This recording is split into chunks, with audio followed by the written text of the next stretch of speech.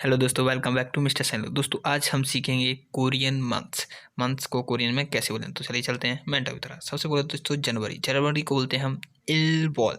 फरवरी ई बॉल इल बॉल। एंड नेक्स्ट है मार्च को बोलते हैं साम बॉल।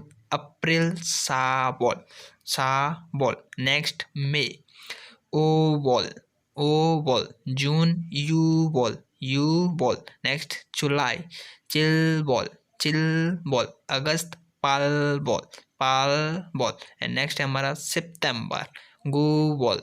अक्टूबर सी बॉल। एंड नेक्स्ट है लास्ट नवंबर सिव इल बॉल। एंड दिसंबर सिव ई बॉल। दोस्तों वीडियो कैसी लगी कमेंट कर दो। और अभी तक आपने पहले की क्लास नहीं ली है तो पहले की क्लास ले लीजिए, लिंक डिस्क्रिप्शन में मिल जाएगी प्लेलिस्ट की। और चैनल को सब्सक्राइब नहीं किया है तो चैनल को सब्सक्राइब कर दो, क्योंकि हम ऐसी वीडियोस बनाते रहते हैं। तो बाकी का मिलते हैं नेक्स्ट। तो बाय बाय, जय